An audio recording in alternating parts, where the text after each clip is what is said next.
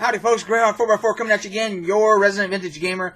Today's video is going to be gaming vlog. We're long overdue for one of these. Let's rock.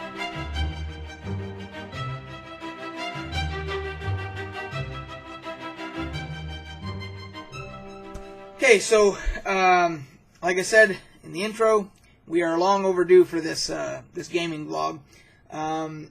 I've slowed down on the pace of which I do videos for a couple of reasons.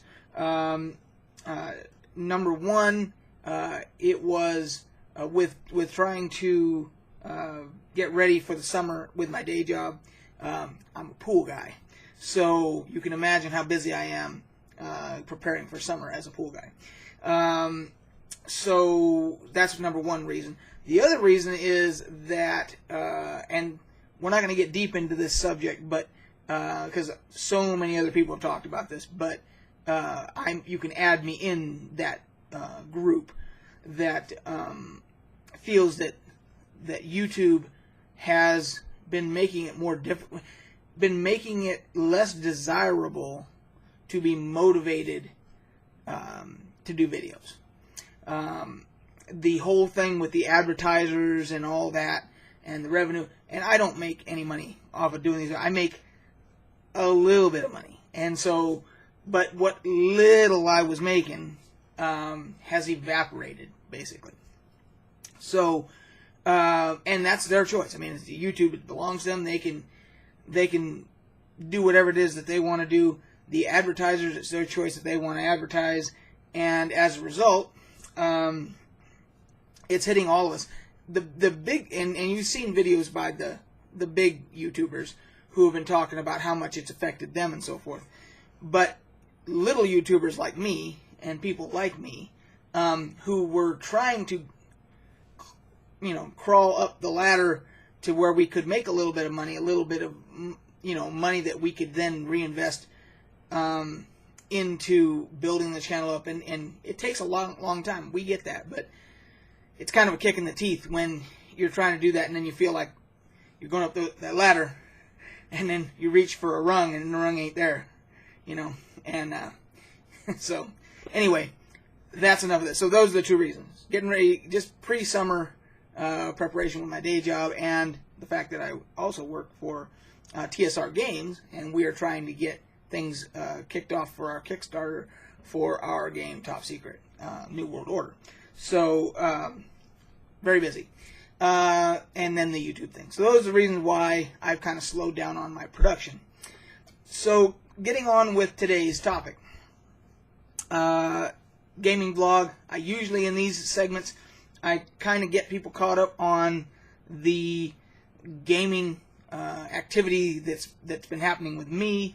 With regard to my first edition AD&D game back here, and then also the Pathfinder group I belong to, and then we also talk about any other gaming odds and ends that fit in, with the video.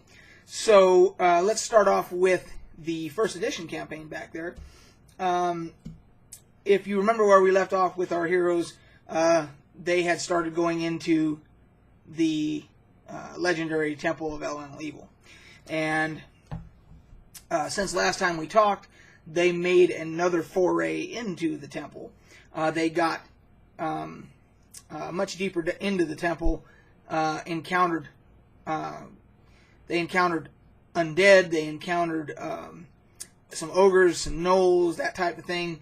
Again, it's designed for character levels, as low as level 1 all the way up to level 8. And these guys are like level 4 or 5 right now.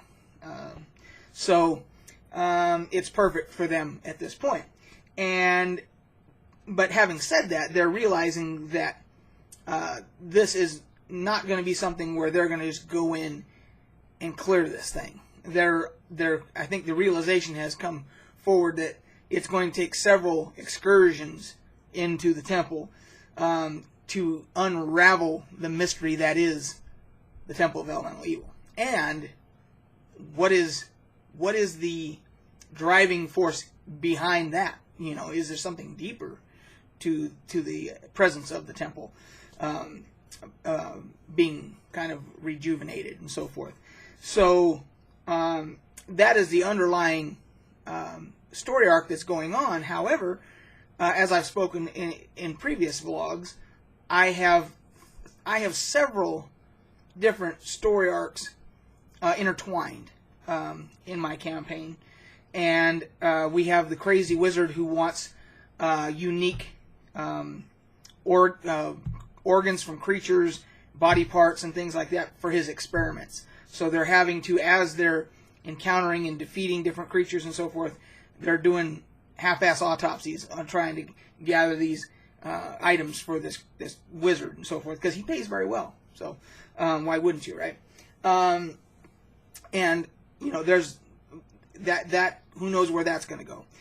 We have the whole story of the Watchers, which is the whole story behind the golden dagger that, not the golden dagger, the bronze dagger that we've talked about in previous episodes. So there's something out there that is still unfinished with that. Our heroes' family members were originally abducted, and trying to negotiate. It's too good of a word to say. Extortion. They were going to extort some information out of our heroes by capturing their family members, and so we still don't know where their family members are. So that's kind of hanging out there.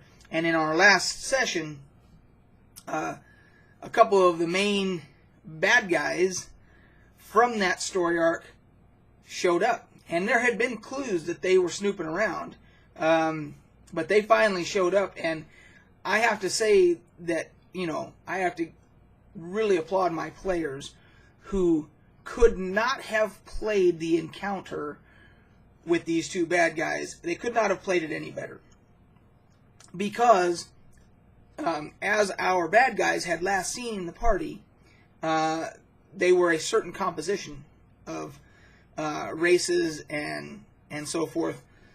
And when they walked into the tavern, two bad guys walked in, there was only about half of the, if even that, of the party present. So it didn't tip them off that they were who they were looking for, because the other half weren't there. And the party members that were in the tavern played it perfectly to get everybody evacuated without getting into combat with these guys, including our now famous female barbarian dwarf, who is she has a voracious appetite for everything: food, drink, sex, killing, bloodlust, everything. So she attacks life in all its facets with the same appetite, with the same level of voraciousness. And she was up, doing her thing up in one of the rooms when this all happened, and our party member that was downstairs managed to secretly get a note up to her to skedaddle, because the bad guys were downstairs. And then she kind of took it from there. She went out the window, and as she was running away, and one of the bad guys heard something and went out to investigate, she, thinking on her feet, the player, who's known, her number one identifying mark is that she's a female dwarf, but she doesn't have a beard. And most female dwarves have beards in Greyhawk. And but she is unusual because she doesn't, and it's actually one of the reasons why she was shunned by her clan, was because she didn't have a beard. And but she relishes in that. But as she was running away, what she did is she used her long hair to camouflage the fact that she did not have a beard. She tried to make it look as though she was a bearded dwarf to try and lessen the likelihood that he would recognize her.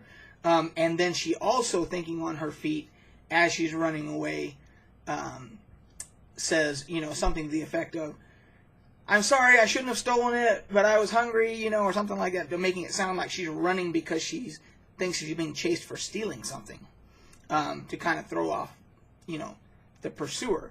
And she did. I mean, that was like, she thought of that stuff right on the spot. I mean, instantaneously. There was no hesitation. There was no metagaming. There was no nothing. It was just bang, bang, bang. And so she manages to escape because her movement rate, and the bad guy's chasing her. She had a little bit better movement rate, and he was in like full armor and stuff like that. So she manages to get away. We still don't know how he's going to report that to the other bad guy, whether or not he's going to say he recognized her, or if he didn't, or if he thinks it was just coincidence that this thief was trying to get away. Who knows? But nevertheless, it was by the players. It could not have been played more perfectly. So that's what makes role-playing so much fun. That's what makes role-playing games like no other experience on Earth.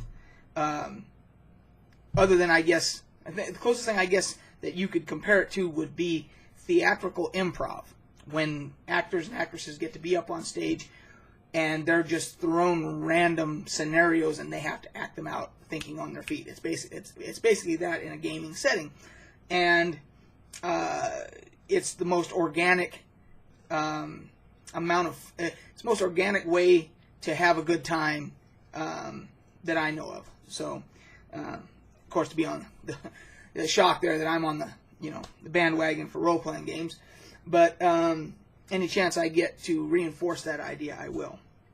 So that's kind of where they left it. We finished off with them escaping from these bad guys, from the Watchers who were chasing them. Now they know that they're that they're on their trail, and right on their trail, not just like maybe somewhere in the vicinity or nothing. No, they're on their ass, So that's where we left that. So now they have to run.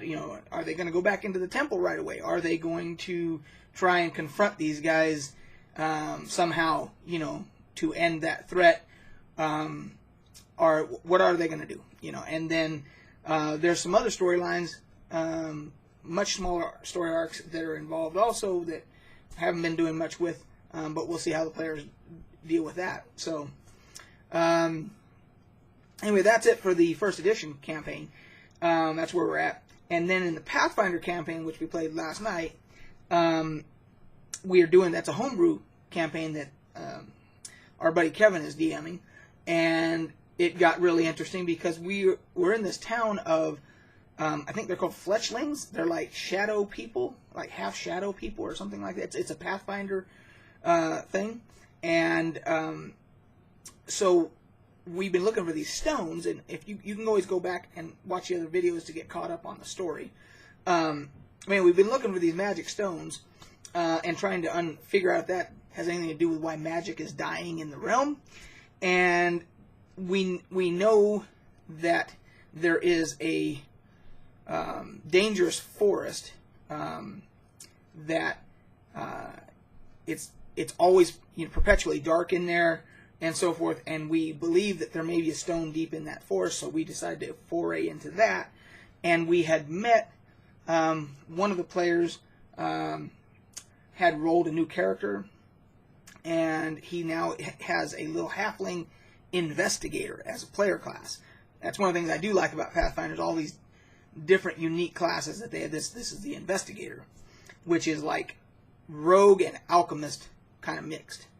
So, and he had heard rumors about a lost city in the forest. So, so we go in there and we meet up with, the only way I can describe it is a dark druid, because the creature is all dark. It's a druid grove type of a druid circle type of a thing that we come upon, like a prayer circle, whatever you want to call it, Stonehenge looking thing, And there's a pit in the center with some black goo that no matter what you try to do, you can't really get it to adhere to anything, because one of our characters wanted to take a stick and see if they could get some of it out of there, but it wouldn't adhere. It just stays in there.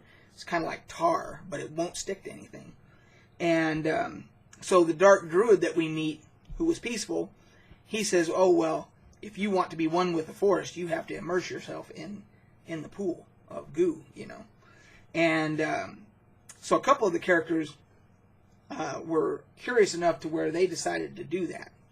And there's a roll involved for a fortitude save or whatever. And if you fail, depending on how bad you fail or whatever, you can be rejected and spit out and so forth. And that happened to them. And my character, the rogue character,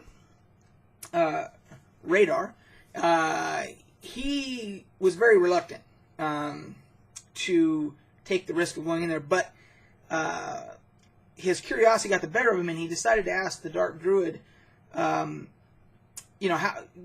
I pursue kind of working in the shadows. That's what I do, and that type of thing. And is there any possibility that if I do this successfully, that's going to make my abilities in that way stronger? I'm going to be able to move through the shadows easier and that type of thing. And he said, "Oh, most assuredly, And so, of course, my rogue couldn't resist the temptation and decided he was going to try it. He tried it, got spit out, failed horribly. And then when you get spit out, you're basically unconscious for a day.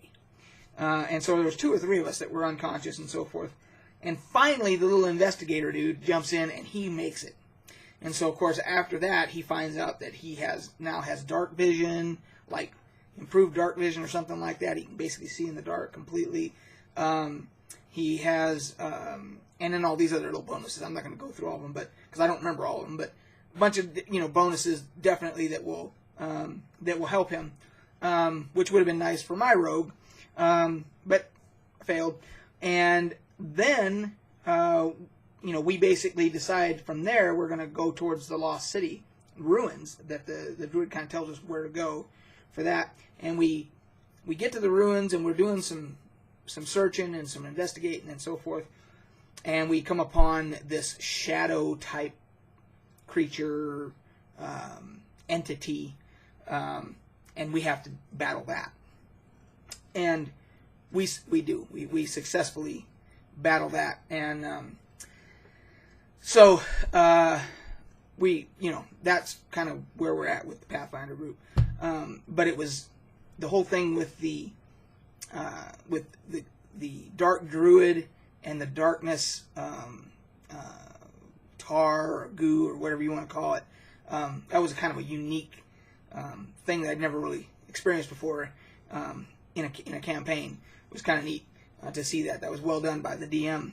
Something unique I hadn't seen before. So we're still trying to find that stone if it's there somewhere, and that's where we left off there. So now you're caught up on what we're doing in the 2 campaigns, and then on a side note, I've been buying a lot of these. These are the little D&D 5th edition miniatures. These are the ones that are pre-primered. They're called Nalzur's Marvelous Miniatures. And these, they say HD minis on there because of the level of detail. And I haven't opened these yet, but maybe in a future video I'll show you some that I've got that I've taken out of the package so you can see hopefully the detail will come up on camera and so forth. But all I can say about these is these are fantastic. The level of detail and the poses that they put them in, and some of the little effects and things, like they got blink dogs, and they got one that's kind of like blinking in, and so it's only half, and the other half is like they use clear acrylic to make it look like it's coming out of the other what do you call it? The other zone or the other realm or wherever it's coming out of, the other plane that it's coming out of. Very cool effect and so forth. So they've been using those a lot. And and last thing, if you're watching this, this is Sunday. If you are watching this on Sunday, you have until tomorrow morning on Steam, if you haven't already seen it. They have all the Star Wars games for the entire Star Wars collection deeply discounted. So you could get a lot of them on the collection of all the different old titles and so forth really cheap. So If you're seeing this and it's past tomorrow at 11 a.m. Or 10 a.m. Pacific time or whatever, it'll be too late. But if you're watching it tonight on Sunday, there you go. So that'll do it for this gaming vlog. We're already at 20 minutes. Holy crap. We will catch you guys on the flip side.